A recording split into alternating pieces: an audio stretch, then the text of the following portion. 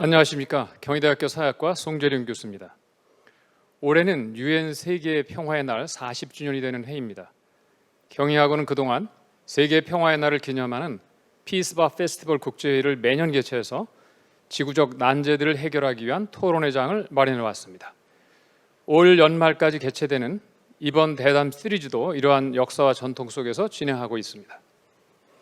최근 인류가 대면하고 있는 생태적 및 문명적 위기는 호모 세이피엔스 문명의 가능성과 한계를 근원적으로 성찰하도록 만들고 있습니다. 특히 지난 2년간 인류가 겪고 있는 전대미문의 코로나 바이러스 팬데믹은 이러한 위기의 긴급성을 몸으로 느끼게 하고 있습니다. 기후재앙, 생물 다양성 파괴, 자연고갈, 바이러스 창궐, 사회 양극화와 불평등, 이 모든 지구적 현안들은 현존하는 인간 문명 패러다임의 위기를 가리키고 있습니다. 경희학원은 이러한 문제의식에서 현재 인류의 생존과 실존의 토대를 위협하는 지구재앙 시나리오를 타개할 수 있는 지식, 정치, 의식의 전환을 위한 대담 시리즈 전환 문명의 전이 어디를 향하고 있는가를 개최하고 있습니다. 본 대담 시리즈는 모두 4개의 대담으로 구성되어 있습니다. 첫 번째 대담은 기념식이 있었던 지난 9월 17일 개최됐으며 대담 주제는 지구 문명의 위기와 의식혁명이었습니다. 오늘 이 두 번째 대담에서는 미국의 대표적인 인구학자이자 생물학자, 곤충학자인 폴 에얼리 교수님을 화상으로 초청했습니다.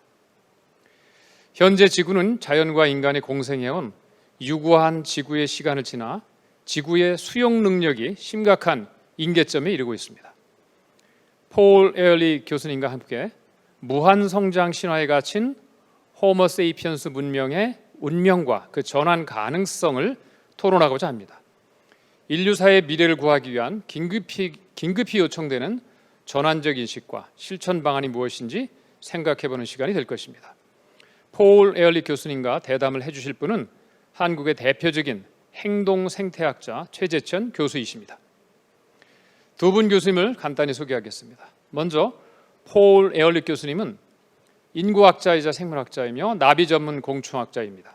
현재 미국 스탠퍼드대학교 생명과학부 명예석좌교수로 재직 중입니다. 동대학의 종보존센터 학회 종보존생물학센터 회장을 지냈으며 인간성과 종다양성 확보를 위한 인간생활권 밀레니엄 연맹운동을 주도했습니다. 저서로는 1968년에 출간된 인구폭탄을 비롯해서 50여 권이 있습니다. 또한 1200여 편의 학술지 논문과 북 챕터를 저술했습니다. 그리고 대담을 이끌어 주실 최재천 교수님은 진화생물학자이자 행동생태학자입니다. 미국 하버드대학교에서 개미 연구의 세계적 권위자인 에드워드 윌슨 교수의 지도하에 생물학 박사학위를 받은 후 미시건 대학교 조교수와 한국 서울대학교 교수를 지냈습니다. 2006년부터는 이화여자대학교 에코과학부 석좌교수로 계십니다. 또한 국립생태원 초대 원장도 맡으셨습니다. 저서로는 1999년 출간한 개미제국의 발견을 비롯해 30여 권이 있습니다. 학술지 논문도 230여 편을 저술했습니다. 공교롭게 두 분 대담자 사이에는 우연찮은 인연이 있습니다. 바로 폴 에얼리 교수의 박사학위 지도교수이자 윌슨 교수의 개미 연구에 결정적인 영향을 미친 분이 바로 캔사스 대학의 벌을 전문으로 하는 곤충학 연구의 선구자이신 찰스 미치노 교수이십니다. 그 미치노 교수와 오늘 대담을 담당하실 최재천 교수 사이에 결코 우연치 않은 인연을 생각할 때 오늘 두 분의 대담은 아주 특별해 보입니다. 오늘 대담은 두 교수님의 자유로운 토론을 중심으로 진행됩니다. 본격적인 대담에 앞서서 약 20분간 폴 에얼리 교수님의 강연을 듣게 되며 강연이 끝난 뒤에는 자연스럽게 곧바로 최재천 교수님께서 대담을 이끌어 주시게 됩니다. 자, 그럼 폴 에얼리 교수님의 강연을 청해 듣도록 하겠습니다.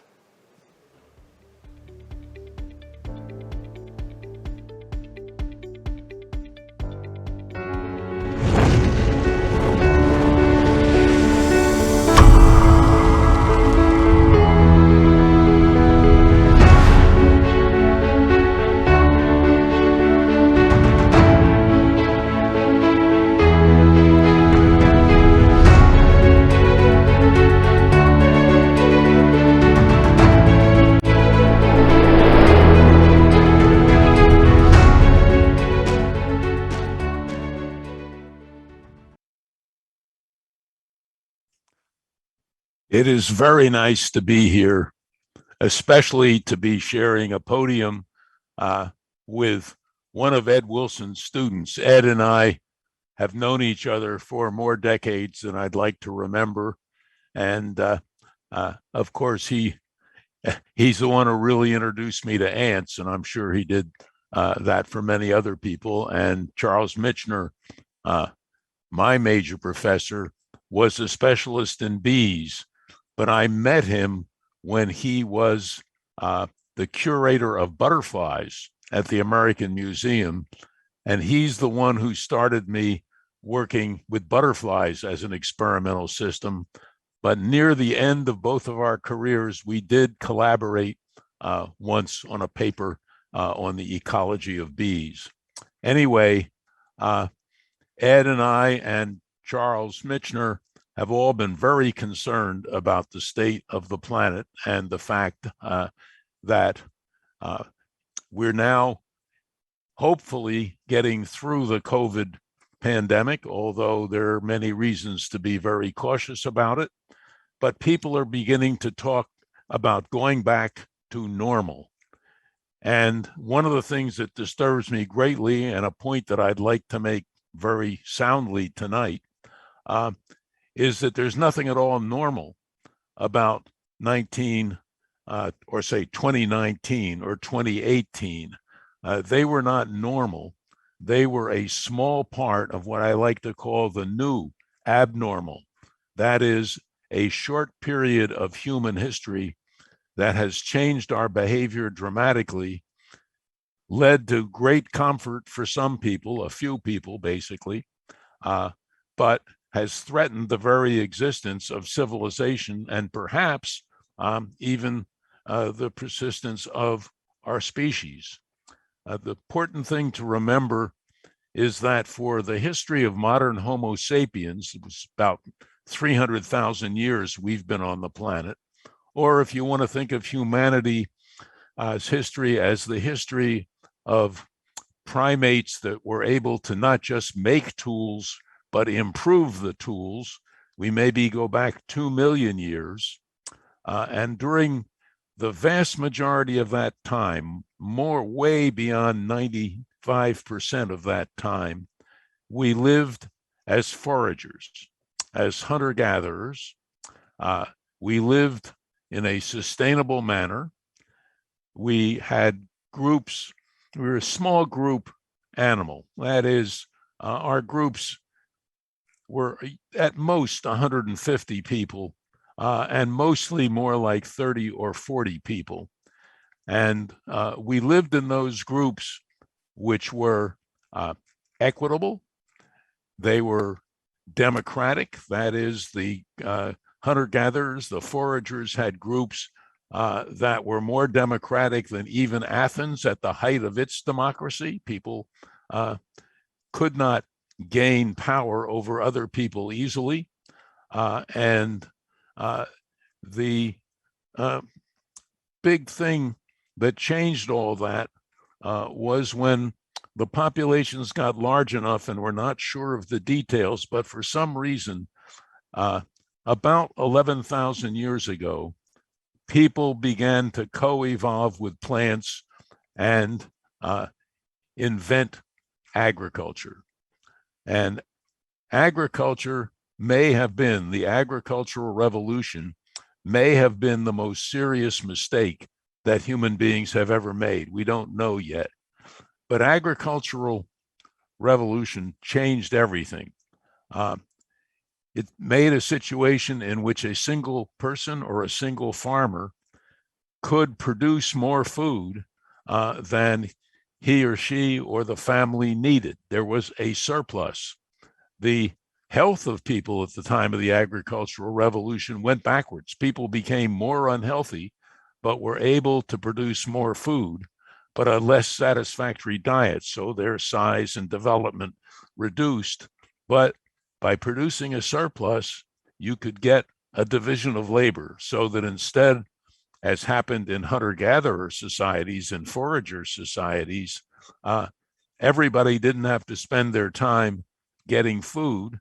Some people had spare time, so they could become soldiers or priests or farm laborers and so on.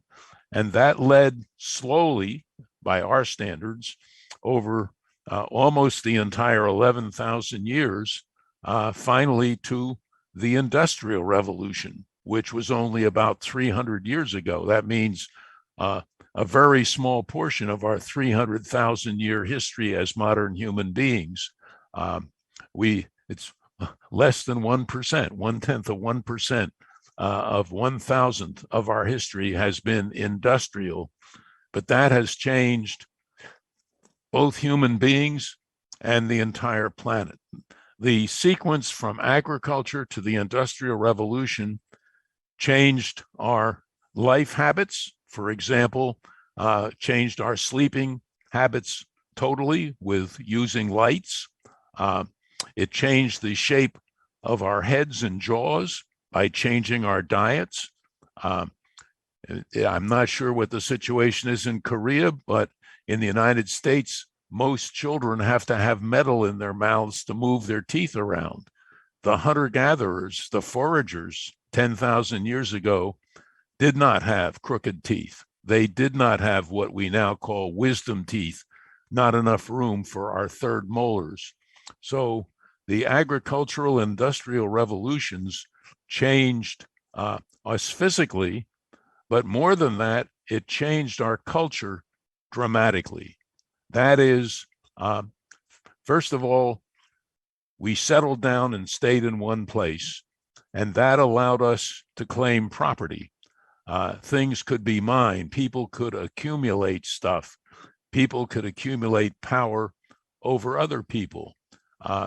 Inventions that go right along with agriculture are slavery, racism, greed. Hard to be greedy when you're a hunter-gatherer because you can only carry so much stuff around with you. So we dramatically changed our behavior, invented the rat race of Thorstein Veblen, people trying perpetually to show off more things than other people. We managed for a small portion of humanity to get a huge surplus of artifacts, of stuff. I'm sure that people in Korea are very familiar with that. You have to have a new cell phone every 6 months and a new car as often as you can get it. It's probably worse in the United States.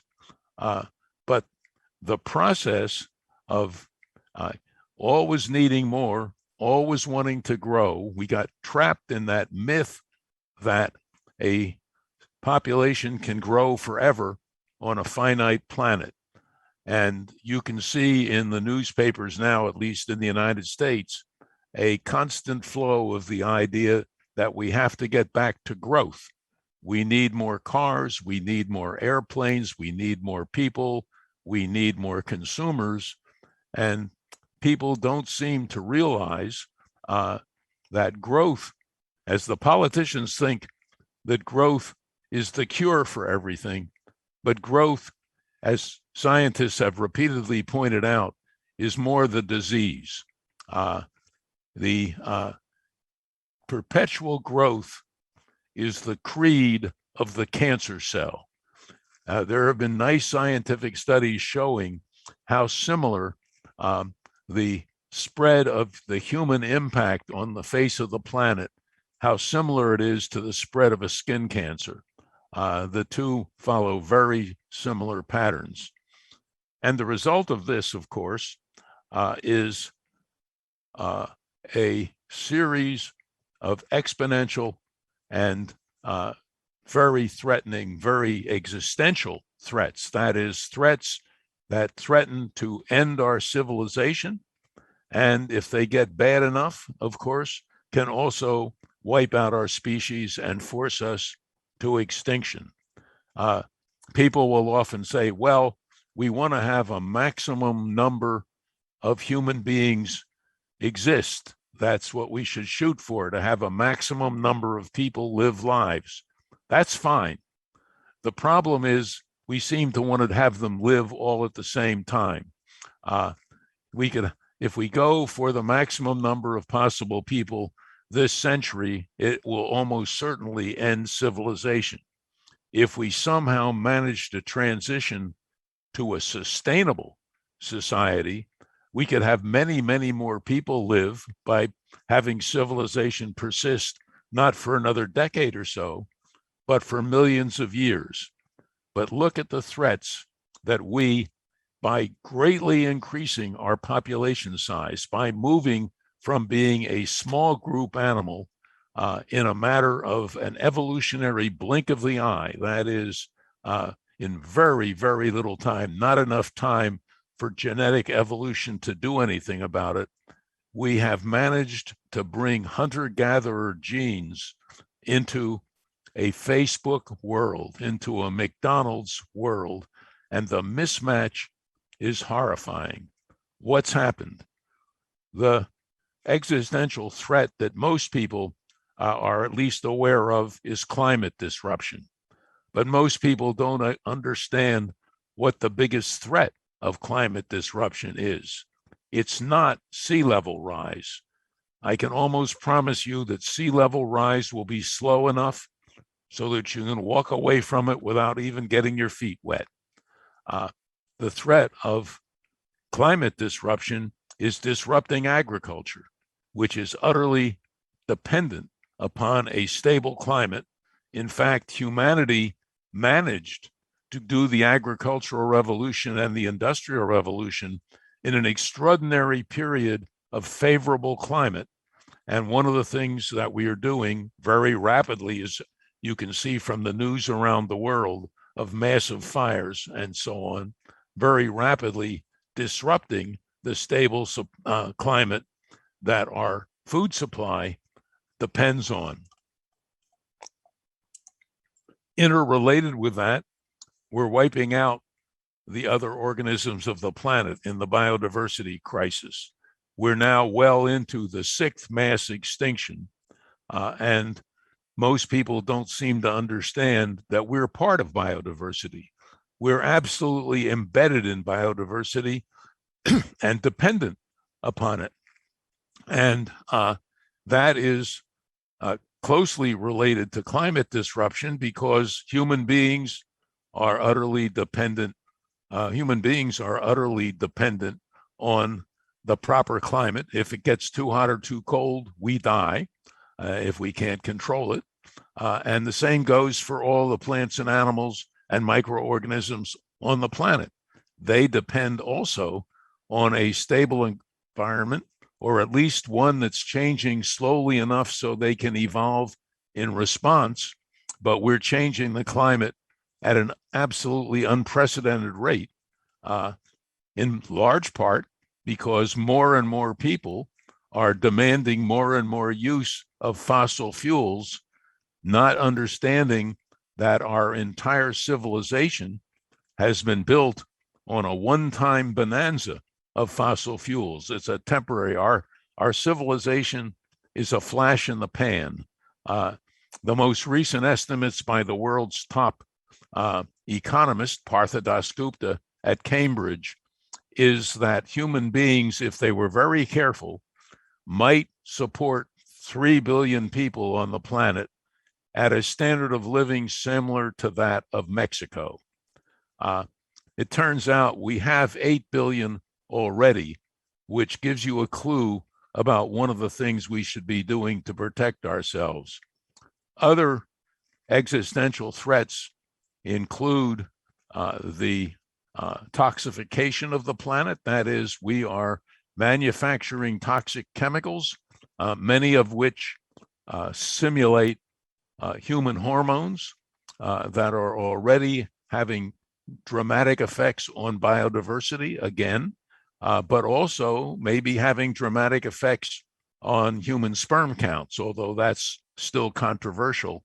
But we know that many of the chemicals are affecting the reproduction of animals like polar bears, because these chemicals that are spread over the entire globe tend to concentrate in Arctic regions. Other existential threats are overdrafting of groundwater, very serious problem in the United States. That is, taking more water out of aquifers than they get recharged. Same thing goes for our soils, which in many areas are being eroded more rapidly than they can be regenerated. And almost everywhere, they're being robbed of micronutrients. Of the 8 billion people we have on the planet, roughly 2 billion are micronutrient malnourished. And of those, something on the order of 600 million are basically starving. So we're not succeeding today in our triumph of growth of taking reasonable care nutritionally of a quarter of our population already. And of course, the prospects are dimming all the time.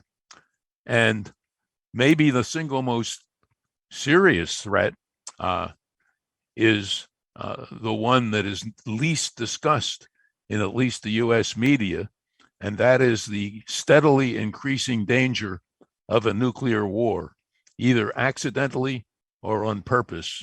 And studies that I was involved in the 1980s show very clearly, and more recent work, that even a, quote, small, end quote, nuclear war between, say, India and Pakistan would basically destroy civilization.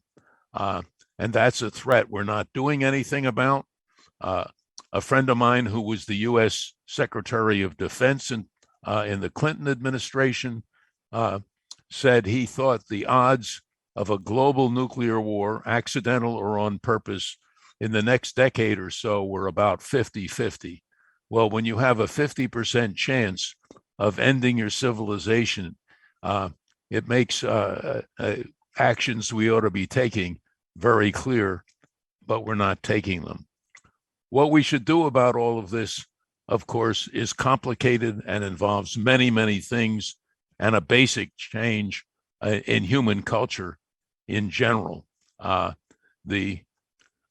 Korea has been a leader in doing some of the things that need to be done globally, particularly in supplying access to modern contraception to basically everyone who's of reproductive age. Around the world, we should do that, making women particularly equal to men. They are not in any society, and giving them full rights, full opportunities, access to modern contraception, and access to backup abortion. And that is absolutely critical, but also absolutely critical is changing the view, particularly of our leaders, about population size, growth, not just of the human population, but growth of consumption, because of course, the pattern we have is increasing numbers of people and each person trying to consume more. And that is a formula for the end of civilization, not a formula for progress. You can believe there's some hope when your leaders get up there and say, as in Korea, we're not going to encourage having more babies because we already have too many people in Korea. We have a relatively bad ratio of fertile land to people, and it's going to get steadily worse, and the fertile land is going to get less valuable as climate disruption changes the whole ecosphere. So we're at a cusp when a huge amount of action is needed. I hate to say it, but I don't see any real signs yet in the United States or globally of taking the actions that are needed. Thank you very much for your patience.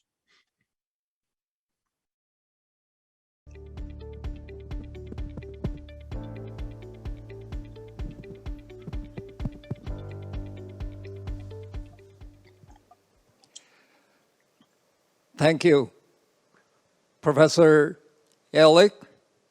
Thank you for your really wonderful summary of what we are at the moment. Thank you very much. Today, I'm going to moderate our discussion in Korean for a Korean audience. So please forgive me from now on, I'm going to speak Korean, okay? Forgive me for not understanding Korean.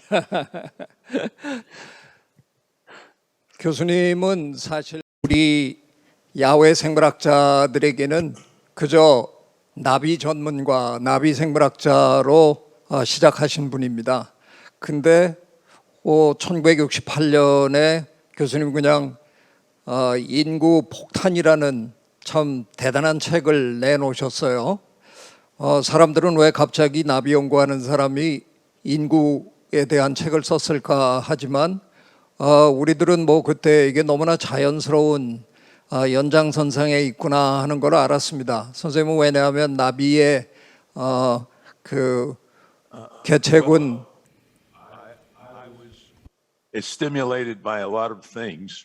For example, when I tried to raise butterflies in my childhood home of New Jersey, which is on the east coast of the United States, I had trouble raising the butterflies because there was so much DDT sprayed around in order to try and suppress mosquito populations, which of course soon became resistant and came back. And my original work when I went to Kansas to work with Michener, and he had, even though he was a bee specialist, he allowed me to work on butterflies, but my assistantship was on a naval research program on the evolution of DDT resistance in fruit flies in Drosophila.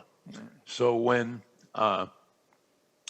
Rachel Carson published her book, The Silent Spring, and the environmental movement got going, I was already very much concerned about population size because I saw butterfly habitats being paved over after the subdivisions built on them and so on after the Second World War.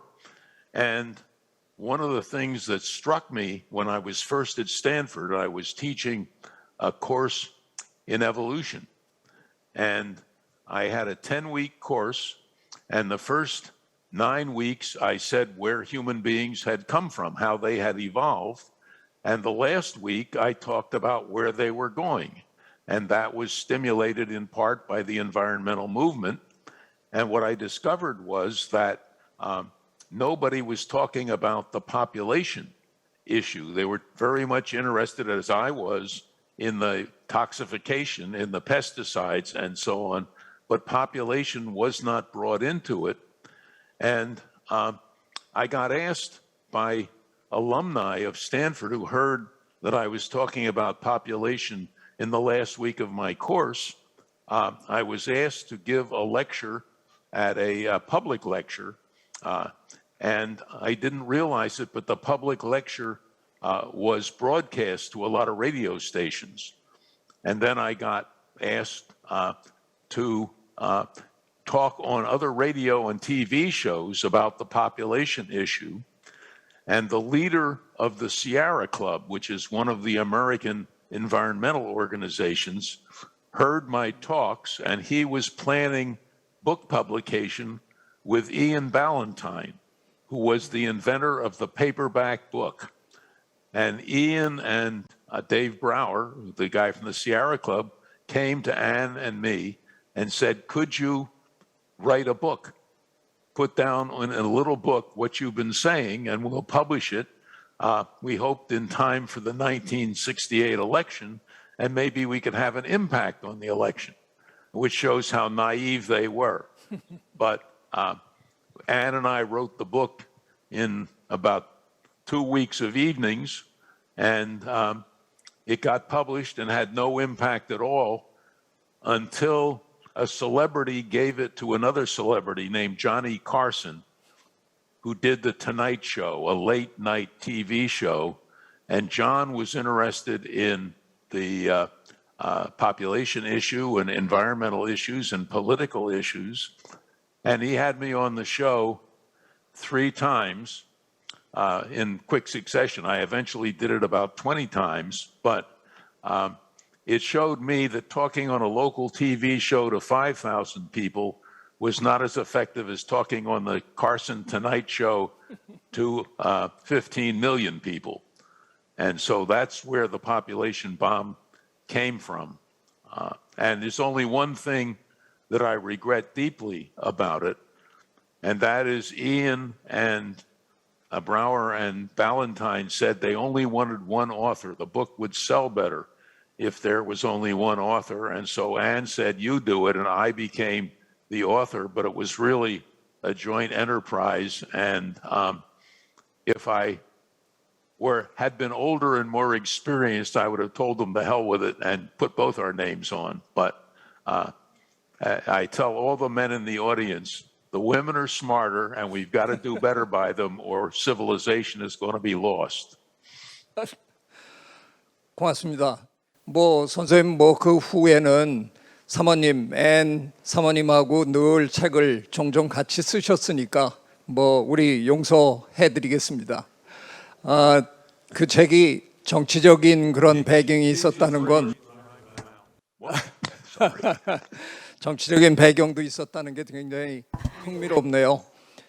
근데 어쨌든 칼슨 쇼를 통해서 책이 이제 굉장히 많이 알려지고 난 다음에는 많은 칭송도 받았지만 제 기억에도 선생님 공격을 굉장히 많이 받은 걸로 기억합니다. 대부분의 그 비난이나 비평들은 어떤 문제들을 제기했습니까? 그리고 선생님은 어떻게 거기에 대응하셨는지요? Well, there are a variety of criticisms. One is the very idea that there could be such a thing as too many people went against the general Western culture, at least, which is what I can speak for. So that was a basic idea. Then, even though we did not promote abortion, and I think contraception is a much better way of dealing with things than abortion, although I think it's absolutely necessary to have access to abortion because contraception is not foolproof. But that was the idea that if you had too many people, you would need abortion. That was another factor. One of the problems that I faced all the time was people said, okay, we have too many people, then who do we get rid of? And it became a feature of racist commentaries. Ehrlich says there are too many people, let's get rid of the Jews, or let's get rid of the Asiatics, or let's get rid of the blacks. And particularly at Stanford, we had a professor named Shockley who had gotten a Nobel Prize because his laboratory invented transistors, who launched a campaign, an anti-African American campaign of straight racism. And a colleague and I wrote a book about racism, pointing out that, you shouldn't be, you want to get a smaller population gradually, but the idea is not to have more or less of any one kind of person. And one of the mistakes there, which I put up with again, but wish I hadn't, is our title for the book was Skin Deep, about racism and population. And the publisher insisted on calling it the race bomb. And you don't get if publishing contracts, at least in the United States, normally give the publisher the right to pick the title. You can advise, but they pick the title and they picked a bad one. But again, we responded by writing a book about racism, and I did many radio and TV shows about how the population problem did not give any excuse for racism. I can tell you that doing some radio shows in the parts of our country that are now controlled by the Republican Party, I got nice, sometimes the death threats were so immediate, I had to flee the studio before the idiots showed up. In fact, one night, Can I tell a little story about the Tonight Show? Yeah. Yeah. I was in the green room, which is the place where guests wait to go on a TV show. And Johnny Carson came back to the room and said, Paul, somebody has threatened to shoot me on the show tonight with a .45 pistol. You've had a lot of death threats.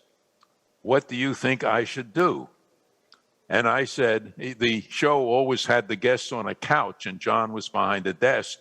And I said, seat me at the far end of the couch in case this jerk is a bad shot. I didn't want to get hit if he was going to shoot Carson. Well, they brought in a lot of police, and Carson went out to do the monologue. That is the talk he gave every time at the start of the show. And John got out and started giving the monologue, and it went downhill. It was really going flat. It was not going well. And finally, he turned to the camera and, for my benefit primarily, said, if he's going to do it, now's the time. If he's going to shoot me, now's the time. And it was one of the funniest comedy lines from a very great comedian that I've ever heard. Wow. 뭐 오늘 저 토픽하고는 좀 상관없는 얘기지만 뭐 저도 아까 교수님 얘기하신 이 출판사 분들은 절대로 우리 저자나 역자들에게 책 타이틀을 양보하지 않더라고요. 그래서 제 책 타이틀도 하여간 이상한 타이틀들이 많습니다. 뭐 근데 그건 농담이고요. 기왕에 선생님의 저 population bomb 인구 폭탄 얘기가 나왔으니까 사실은 뭐 저도 그냥 토론을 위해서 비난 하나 하겠습니다. 선생님이 거기서 여러 예측을 하셨는데 그 중에 하나는 인구가 너무 많아지면 그래서 한 수십억이 되면 잘못하면 우리 인류가 굶어서 죽을 거다라고 예측을 하셨어요. 근데 그거는 뭐 전혀 그런 일이 안 벌어졌거든요. 약간 이 사건은 옛날 멜서스의 책을 또 연상하게 하는데, 네, 선생님 뭐 그 점에 대해서는 어떻게 반응을 하시겠습니까? Well, if I could make perfect predictions, I would be living on Bora Bora in a castle now, and I would have predicted things in the stock market and collected the money. But first of all, if you read The Population Bomb, you will find that most of the things they said are predictions, I said are little stories about the future that will not come true. They're just something to help you think about it. The main prediction that people attacked there were two, really. One was what we said at the very start of the book, that the battle to feed all of humanity is over. And all you have to do is look at the statistics today to see that that's true. We're not trying to feed all of humanity. We're doing a little better. But again, when 2 billion people are micronutrient malnourished, we certainly haven't won that battle. The prediction about large-scale famines was wrong. And the reason it was wrong was in part because I trusted agricultural economists who did not see how rapidly the so-called Green Revolution would take hold. And in response to some of the things that we stirred up, the UN and other organizations began to work to transfer food and avoid large-scale famines. Nonetheless, hundreds of millions of people have died of starvation and starvation-related disease since we wrote the book. But scientists have to be straightforward and make the best possible predictions they can and face the fact that they're going to be wrong a lot of the time. There's just no way you can gain certainty. We have two complex adaptive systems that are interacting, And what we know from the science of complexity is that you're going to get emergent things that you can't predict. You can predict you're going to have these things you can't predict. A good example, I think, which would be familiar to Koreans because they drive cars, is that sometimes you're out on the road and all of a sudden everything slows down and people get really crazy trying to figure out what's going on, and they never figure it out. Suddenly the traffic starts up again. And that's something you can predict is going to happen, but you can't predict when and where it's going to happen. And that's one of the problems we all have in dealing with the great existential threats that we're talking about, which is one of the reasons that I hope, and I suspect you hope too, that we can develop a system of adaptive management of the planet so that we are prepared for the things that emerge that we didn't count on, and have systems in place that will allow us to adapt. The current pandemic is, as you know, very closely tied to the loss of biodiversity and to the human population size, and yet the U.S. government, under a past president whose name I can't remember, I think it was something like Trump or something, actually destroyed the little agency that had been put together to watch out for pandemics. In other words, this pandemic we should have been ready for. The scientific community has been predicting this sort of thing for a very long time, and yet humanity has not developed the ability to deal with it properly. And so in the US, where it's been particularly bungled, we've had something like 700,000 people die, many of them unnecessarily.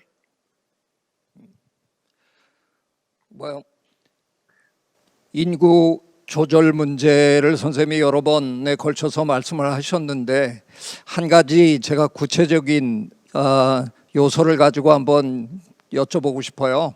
그거는 birth rate, 출생률에 관한 건데요. 뭐 아시다시피 우리나라 한국을 포함해서 지금 선진국 여러 나라에서는 저출산 때문에, low birth rate 때문에 국가적으로 굉장히 고민이 깊습니다. 한국은 작년에 드디어 0.84를 기록했거든요. 이건 뭐 듣도 보도 못한 굉장히 낮은 출생률인데, 저는 일찌감치 한 15년 전에 이 문제에 대해서 책을 썼습니다. 근데 아시다시피 선생님이나 저는 진화생물학을 하는 사람으로서 때로는 조금 일반인들은 미처 생각하지 않던 그런 각도로 문제를 보게 되는데, 제가 좀 도발적으로 얘기를 하면 저출산은 어떻게 보면 굉장히 현명한 그런 진화적인 적응 현상 아닌가요? 선생님이 지금 계속해서 그 인구가 폭발하고 있다 하는데, 대한민국의 저 국민은 알아서 지금 그런 상황을 미리 예견하고 자식을 덜 낳고 있어요. 그런데 왜 정부는 끊임없이 이 출산율을 다시 높이기 위해서 이렇게 애를 쓸까요? 어마어마한 돈을 지금 쏟아붓고 있거든요. 이게 똑같이 선생님이 계속 말씀하시는 것처럼 일종의 그 성장 패러독스에 그냥 빠져가지고 우리가 계속 똑같은 일을 반복하고 있는 걸까요? 선생님의 생각은 어떻습니까? Well, my take on that is I agree with you totally. Some of the best news in the world is the reduction of the total fertility rate in rich countries. And of course, almost all of our existential threats come from overconsumption based primarily in the rich countries. So if we can get the rich countries' populations shrinking, and if we can get what's needed, in my view, that is redistribution, more help and a more global view so that we look at what's happening globally and help the people in the poor countries, the best thing that can possibly happen in the rich countries is for their fertility rates to go down to the point where they're slowly shrinkage because we need shrinkage. We've got 8 billion people now. Some of the predictions say by the end of the century, we might have 11, but I think that the opposite of the birth rate will take care of that. That is the death rate. What you have to always remember is there isn't any choice of just continuing growth forever.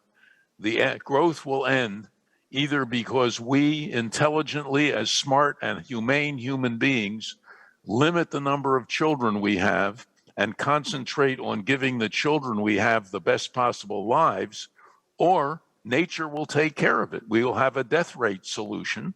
And that's what, of course, as far as I'm concerned, and it sounds to me like you're concerned, is what is in train now. Let me say also, I think nation states and racism and so on are all a product of our abnormal times since agriculture.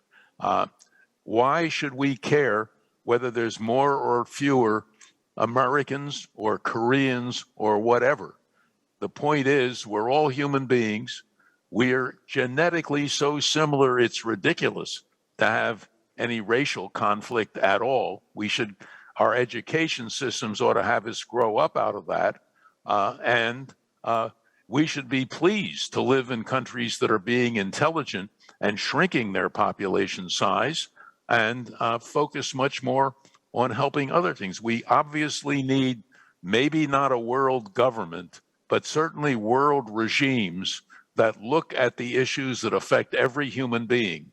There's no way to deal with climate disruption one country at a time any more than you can deal with it one person at a time. The reason human beings who are smart have formed governments is to do things that are necessary that individuals can't do. Unfortunately, our evolutionary past tends to make us smart but not wise. In the past, for Australopithecus or Homo erectus or something, there wasn't much point in you couldn't even think about long-term planning. You couldn't think about long-term planning until you invented language with syntax. And it's that is language with grammar, where you could express complicated ideas. And it really wasn't useful to be able to do long-term planning until you at least had writing, to say nothing of printing and so on. So what we did is we evolved to be very smart, but we did not evolve to be wise.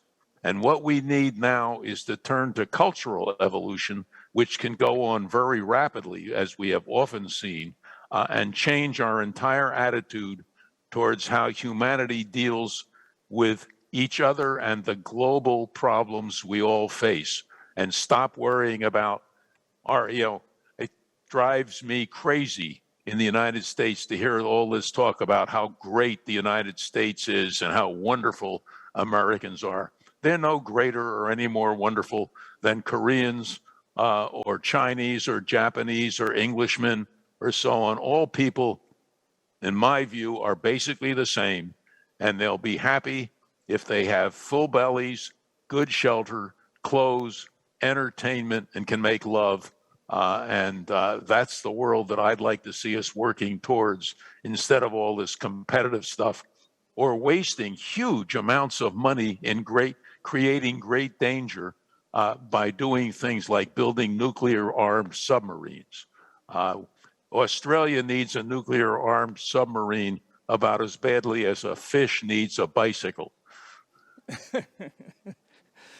네, 선생님이 해주시는 말씀 중에 우리 인간이 스마트해지기는 했는데 와이즈하지는 않았다. 그 말씀이 너무 가슴에 와 닿네요.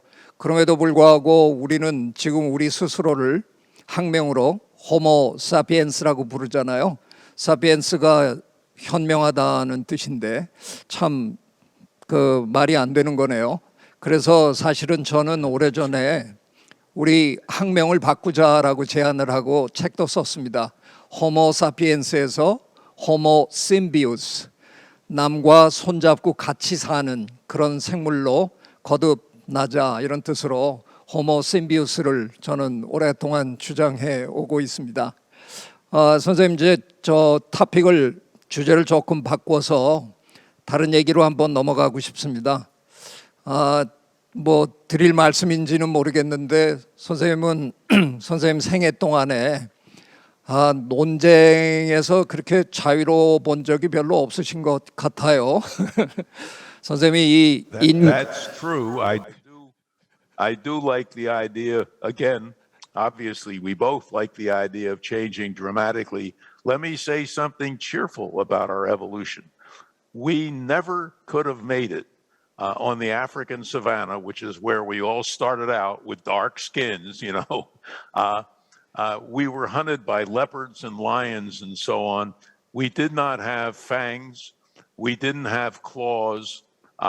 We could run away, but basically we survived because we evolved to be extremely cooperative. We became ultra social. We learned to work together and fit together in groups and manage as those groups to survive. So we've clearly got the genetic equipment to go ahead and be wise. It's a matter of, cultural evolution goes extremely rapidly. Look at for example, one of the last places on the planet, the last bits of land that human beings reached was New Zealand. And in a matter of a couple of generations in southern New Zealand, the Maori put together an incredibly complex culture. And we have seen this repeatedly, that people, or you see it all the time with immigrants, people can very rapidly adopt and adapt new cultures. And therefore, why can't we get together as a species, as a global species, and adopt a new culture, one that is designed to make us happy and sustainably, instead of threatening each other with total destruction? I mean, the Homo sapiens doesn't fit any animal that will keep building weapons that they can't use, but if they're used accidentally, will exterminate them. It's just insane. It's Homo insanicus. I'd like to think we could do it. Unfortunately, the politicians all want to grow.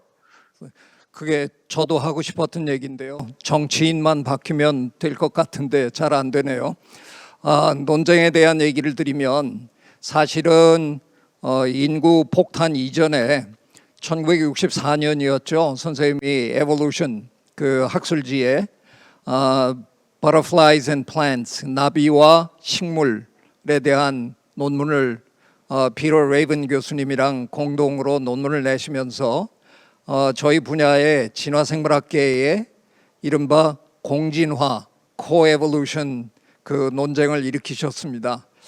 그때만 해도 처음에 저 생물학자들의 절대 다수가 이게 말이 되냐, 아니 종을 벗어나서 무슨 저 같이 진화한다는 게 말이 되냐. 그래서 처음에는 제 기억으로 그냥 완전히 묵살당하는 기분이었는데 제가 한 4, 5년 전에 뭐 우리말로 쓴 책입니다만은 다윈 지능, Darwinian Intelligence라는 책을 썼는데요. 제가 그 책에서 그냥 대놓고 이렇게 질러댔습니다. 모든 진화는 공진화다. 모든 진화는 공진화일 수밖에 없다. 이렇게 얘기를 저는 이제 하게 됐는데 선생님 그때 얘기 좀 해주시죠. Well, I'm going to say there was a very, actually a nice lesson in that. One of the problems we have, I think, certainly at my university, Stanford, but in many universities, maybe most universities around the world, are still basically 19th century universities. They have departments that basically deal with subjects that were invented by a colleague even older than me, a guy named Aristotle. I don't know if you've ever heard of Aristotle, but he's the one who invented the various subjects that are taught. And we're now in a world where teaching by subjects is the wrong way to do it. The Finnish people have invented or changing their education system to focus on problems. And the sad thing is that Stanford University still is acting as if it's in the 19th century. It has not changed its curriculum significantly to deal with the existential threats that we've been discussing.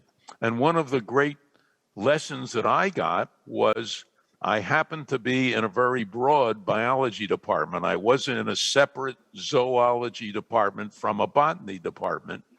And Peter Raven, who is still is a great botanist, I was talking to him on the phone today. We're both doddering, but we're both still going, and we're going to get together. We get together fairly frequently. But I said to him, isn't it funny that my butterflies feed on this group of plants? And he said, no, it makes a lot of sense. And we started talking about butterflies and plants. We couldn't have done it if we were in separate departments. It's really important to be able to switch around and get people to look in very different ways about education. The general public seems to think that education is something you pour into the head of a child starting around the age of 4 or 5 and stop pouring in when they get to be 21 or 22. Whereas the good scientists I know are studying all the time. Peter, who I think is now about 86, he's a kid, a child, but at 86, he's still learning all the time. I get emails from him about various topics all the time. And that's the way everybody should be. We shouldn't have to depend on the schools, and we certainly shouldn't depend on schools that are trying to solve the problems of 1890, because those aren't the problems we face now. So I think we're totally on the same side. 저는 이 이야기를 꺼낸 이유가 선생님이 그 진화생물학의 공진화의 개념을 소개해 주신 게 너무너무 고마워서 드리는 말씀이었고요.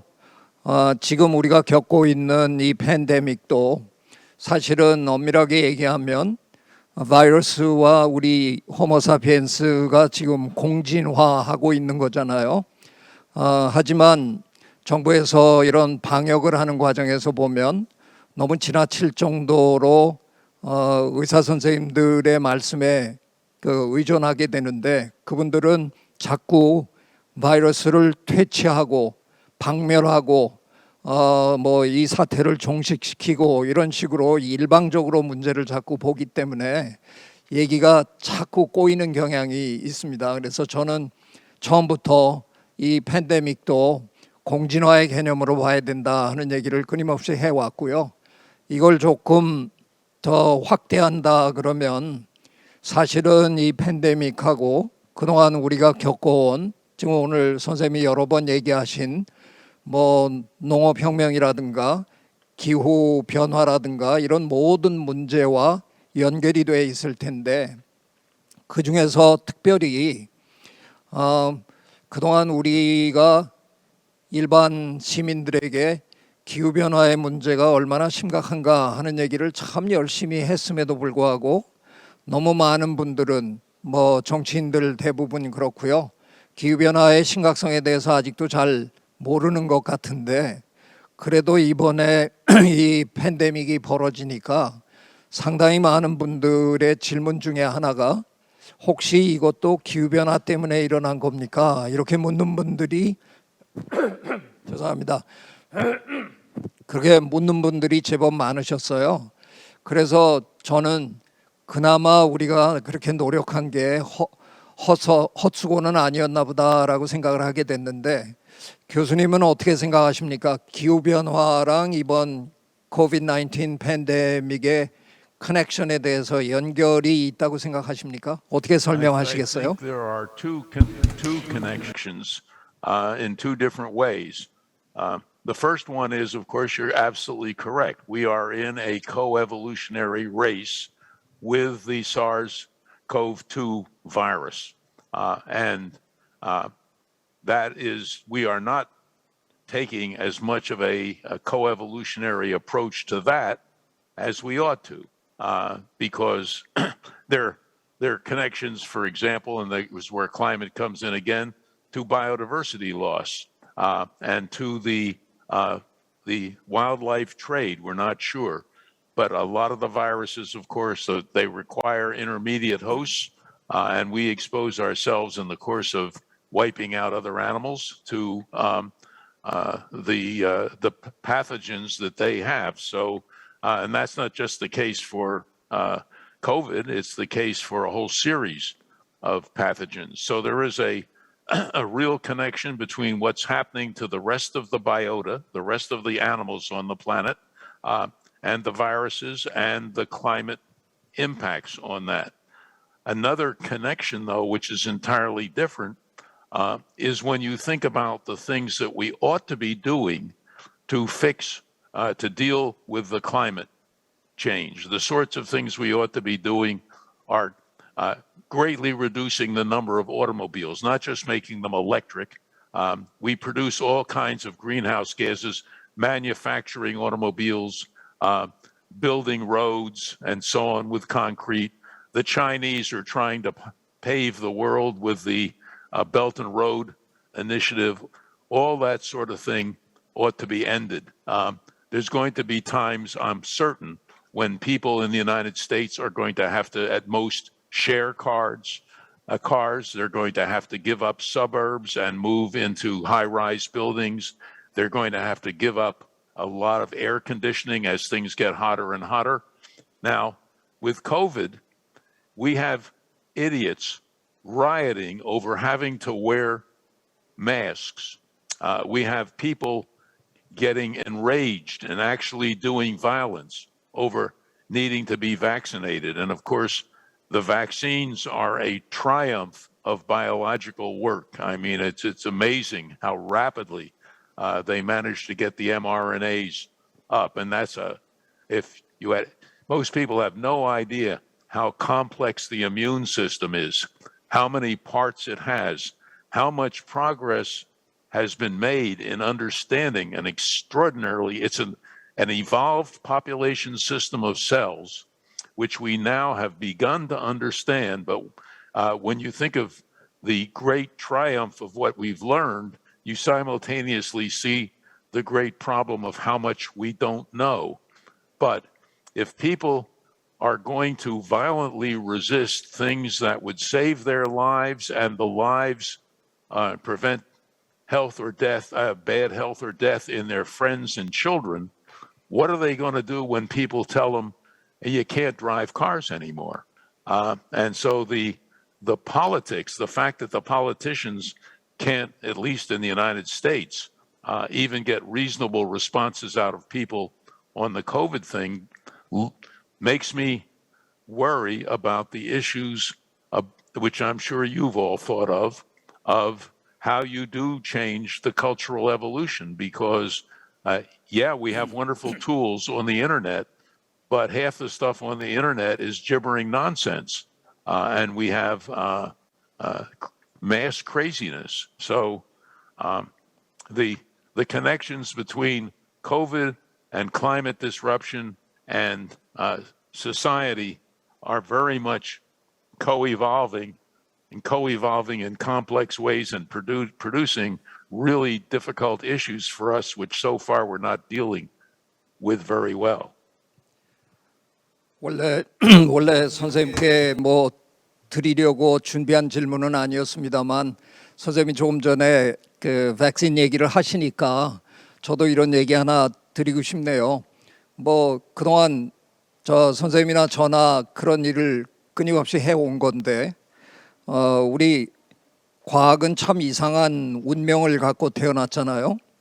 과학 없이 현대인이 도저히 하루도 살아갈 수 없을 것이건만 참 이상하게 사람들은 과학 얘기하라 그러면 과학이 인성을 뭐 망가뜨렸다, 과학 때문에 세상이 나빠졌다 이런 식으로 참 이상한 얘기들만 너무 많이 하세요.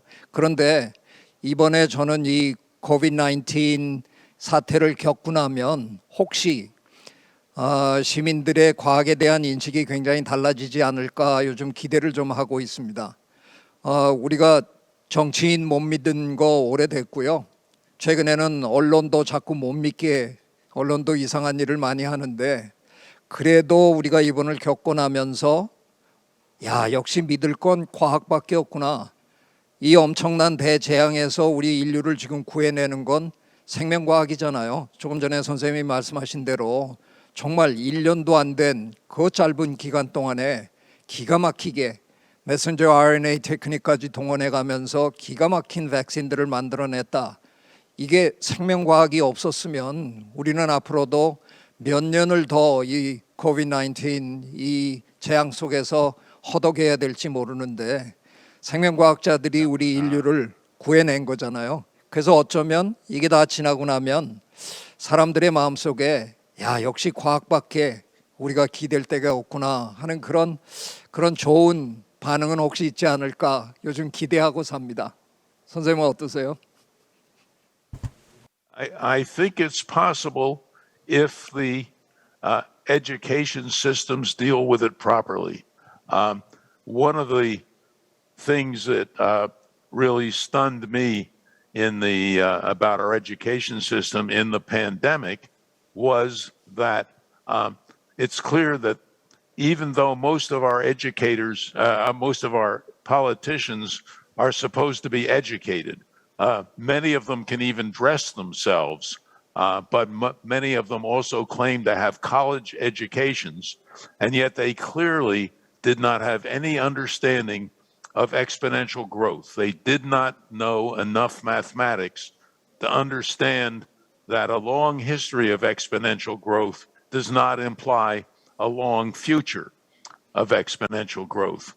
And again, in many other areas, they just shown a near total failure of science, and there has been more and more evidence that telling people about the science doesn't work. In other words, we need to understand much more what changes people's minds. And again, science has told us a lot there. Social psychology has explained a lot of weird things in human behavior, like the fact that when you tell a climate denier, that is somebody who thinks that the climate's just fine, when you give them scientific evidence, they become even more deniers. And this is the kind of behavior that we have to learn to deal with.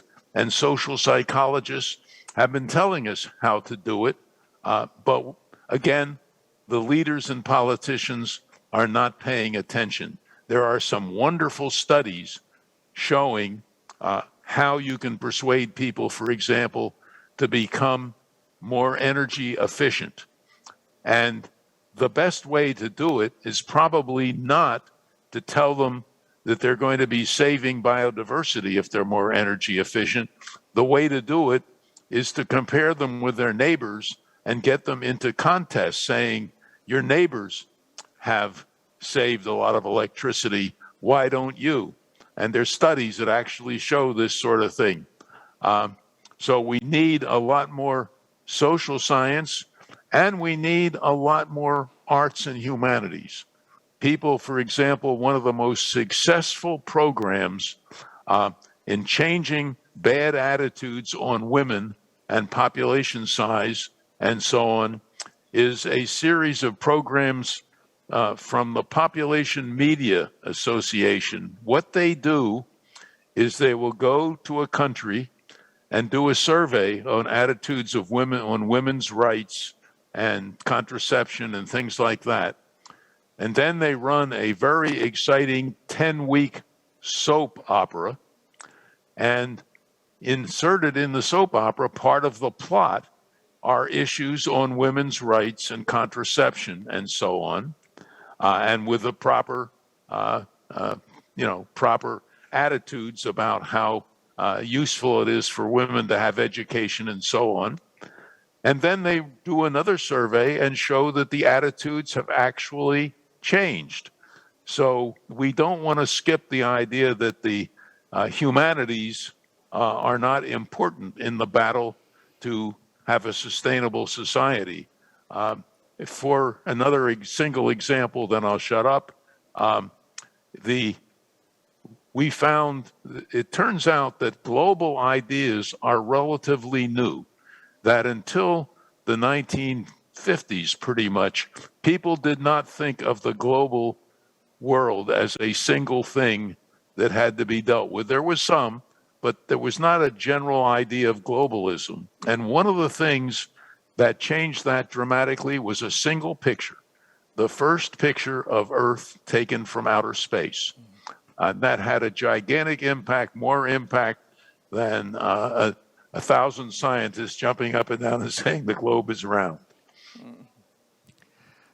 네, 아이고 선생님이 오늘 저 계속 반복적으로 답변하시는 중에 교육 얘기를 굉장히 반복적으로 많이 하시는데요. 뭐 저희들도 한국에서 우리나라 교육이 잘못된 점을 늘 지적하지만 그래도 전체적으로 볼 때 대한민국은 교육에 굉장히 많이 투자해서 저는 어느덧 우리나라 대한민국의 민도가 상당히 높아졌다고 생각하거든요. 아마도 그 덕분에 이번에 이 코비드-19 사태에서 대한민국 정부도 노력을 많이 했지만 가장 훌륭한 건 우리 국민, 대한민국 국민 전체가 도대체 바이러스라는 게 뭔지에 대한 설명도 충분히 알아들을 수 있는 그 정도의 능력을 갖췄고요. 그렇기 때문에 우리가 어떻게 대응하는 게 좋다고 하는 걸 정부에서 설명을 할 때 저는 우리 5천만 국민이 다 그걸 알아듣고 거의 자발적으로 참여했다고 생각하거든요. 그래서 그래도 비교적 저희가 잘 그래도 견뎌냈는데요. 뭐 개인적인 얘기지만 제가 어쩌다가 엊그제 저희들도 이제 일상으로 돌아가야 되겠다 하는 생각이 들어서 국무총리 차원의 위원회가 만들어졌습니다. 일상회복지원위원회 이런 게 만들어져서 제가 어쩌다가 국무총리랑 공동위원장을 맡게 됐는데 오늘 선생님이 여러 번에 걸쳐서 새로운 노멀이 아니라 새로운 abnormal, 비정상으로 돌아가면 안 된다라고 자꾸 강조하셨는데 명심하고 앞으로 하도록 하겠습니다. 그런데 조금 아픈 곳을 제가 건드리게 되는지 모르지만 저희는 이번에 선생님의 나라 미국에 대해서 실망이 참 컸습니다. 굉장히 발달된 나라고 과학의 최첨단의 나라인데 어쩌다가 이번 이 코비드-19 대응에서는 이렇게 갈팡질팡 실수를 많이 할까 그런 걸 지켜보고 굉장히 마음이 아팠습니다. 선생님 도대체 왜 이런 일이 벌어졌다고 생각하십니까? Well, you can't be anywhere near as disappointed in the performance of the United States as I and all of my colleagues are. It has been disgusting. There are a lot of reasons. One very basic reason is that we are not very democratic, and we have had a period of decades now of taking money from poor people and giving it to a smaller and smaller group of rich people. They have managed, and that made a lot of the people very disgusted with the government, and that allowed a pathologically ignorant and evil person to become president of the United States. And his party now is still doing the same things, and I'm afraid he's going to be restored to power, even though everybody I personally know is fighting against it as hard as they possibly can. But it's a good example of really bad leadership. I've often thought, the rich countries like to send commissions and so on to poor countries to tell them how to perform. The disgusting structural adjustment systems that were pushed off on many countries by the United States. I think that countries like Korea and India and Bangladesh and so on ought to send commissions to the United States to explain how to make a more equitable society, how to deal with population problems, and so on. because as far as I'm concerned, Ann and I wrote a paper years ago, the title of which was Too Many Rich Folks. And my colleague, John Holdren, who became Clinton and then Obama's science advisor, had his appointment held up by Republican senators because he and I had written about redistributing wealth. And they say, oh, well, that's just communism, which of course is nonsense. But of course, the average American has no idea what socialism is, what communism is or isn't, and so on, in part because our education system basically turns out more people, like it was said about our business schools. They teach you to take money out of a poor person's pocket and put it in your own. And that's how the education system tends to work. So I'm right with you. I'm more distressed than you are. And I'm sad to see, of course, that similar things are happening in other countries, as you know.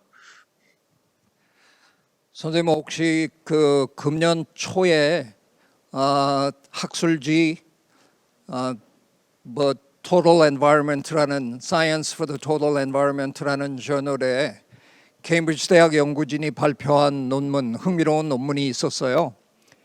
지난 100년 동안 열대에 살던 박쥐들이 지구온난화 때문에 온대지방의 기온이 올라가니까 분포를 온대지방으로 이렇게 서서히 넓혔다는데, 그러다 보니까 온대나 아열대에 살아온 박쥐의 바이오디버시티 핫스팟들이 몇 곳 생겼다는 거죠. 근데 그 중에 하나가 중국 남부 지역이었다는 겁니다. 거기에 지난 100년 동안 무려 40종의 살아온 열대 박쥐가 유입이 됐는데, 선생님 아시다시피 박쥐 한 종이 대개 저 COVID-19 바이러스를 2-3종 정도 가지고 다니니까 40종에다가 곱하면 적어도 한 100개의 새로운 COVID variants가 중국 남부로 지난 100년 동안 유입이 됐다는 거죠. 바로 이런 문제가 오늘 우리 COVID-19을 일으키는데 직접적으로 관여했을 수 있다 하는 문제라서요. 제가 이 문제를 왜 거론하느냐 하면, 아까 선생님이 바닷물 수위가 높아져도 우리가 걸어서 도망갈 수 있다 하고 얘기하셨는데, 저는 똑같은 논리로 기후변화가 굉장히 심각한 문제이기는 하지만 기후는 어떻게 보면 서서히 오르는 거고, 기후변화로 인해서 사라질 생물다양성의 문제가, 생물다양성의 고갈이 어쩌면 더 직접적이고 더 위협적이고 더 빠른 시일 내에 우리를 어렵게 만들 게 아닌가, 그런 생각을 전 많이 하고 글로 글도 쓰고 책도 쓰고 했습니다. 어떠세요? Let's put it this way. They're both extremely serious and they're interconnected. For example, a lot of the biodiversity that we're losing is the larger elements in systems. And what then breaks loose is, say, the rodents. But the rodents are wonderful carriers of various bacteria and viruses. So they make it much more likely that we're going to have the zoonoses move into human beings. The COVID is just, it's about the third or fourth coronavirus that's given us a hard time in this century. And we're going to have more of it. And we're going to have more and more of it as the climate changes. So all these issues are part of one thing that we call the problematique or the human dilemma, and so on. The basic thing we have to do is convince the politicians that we've set the system wrong and the new abnormal can't be solved by just changing one thing, by, say, changing to nuclear power only so we don't put any more carbon into the atmosphere. All of these things carry risks with them, and they really involve continuous scientific and public attention to the state of our entire planet, and not the planet, but our life support systems. When anybody tells you the Earth is in danger, don't listen to them. the Earth is going to outlast us. It's got a bad skin disease called Homo sapiens, but the Earth is in no danger at all. It's its capacity to support an upright primate that is smart but not yet wise. 네, 선생님 우리 시간이 그저 한 1분여 정도밖에 안 남았습니다. 우리가 쉽게 얘기하면 정치인들이 바뀌어야 된다, 뭐 시스템이 바뀌어야 된다. 그런데 사실은 바뀌어야 되는 중심은 우리 한 사람 한 사람이잖아요. 개인이 어떻게 바뀌어야 이 전체가 바뀔 것인가, 이걸 우리가 걱정해야 되는데 선생님은 뭐 늘 인류 전체를 상대로 말씀해 오셨는데 또 한번 마지막 마무리 말씀으로 우리 인류가 지금 어떻게 해야 된다 하는 걸 아주 간단하게 아주 한 말씀 해주시고 오늘 대담을 마칠까 합니다. 부탁드립니다. What we have to do is become one great non-governmental organization. That is, it's the future of everybody that's at stake, and everybody can do something to help, particularly if you make the effort to get yourself educated. And I don't mean educated in the standard school stuff, but educated about what the problems are, what can be done about the problems, and get out there and do something. One of the problems we have with scientists is with the house burning down, their tendency is to want to find better thermometers, but what they actually need is fire hoses. 고맙습니다, 선생님. 오늘 선생님 말씀 들으면서 계속해서 제가 이렇게 가슴이 자꾸 뛰는데 평소에 제가 하던 얘기들 중에 일부를 선생님의 입을 통해서 또 들으니까 너무 좋고요. 계속해서 선생님이 교육 얘기를 하셨는데 저 오늘 한국 오디언스를 향해서 또 한 번 저도 마무리하겠습니다. 유명한 영화의 한 대목이었는데요. 무엇이 중요한디? 요즘 우리 그런 말을 많이 쓰는데 정말 그동안 학교에서 우리가 가르치던 그런 것보다도 정말 중요한 건 이제 우리 인류가 어떻게 이 지구에서 살아남을 것인가, 이걸 우리가 함께 배워야 되는 시대가 된 거잖아요. 그래서 우리 교육을 근본적으로 한번 개혁해 나가는 그런 일을 해야 되겠다 하는 생각을 다시 한번 해봅니다. 오늘 선생님 연세가 보통이 아니신데도 정말 정력적으로 이렇게 오랜 시간 저희에게 열심히 설명해 주셔서 고맙습니다. 많이 배웠습니다. 감사합니다. It's been my great pleasure. Thank you.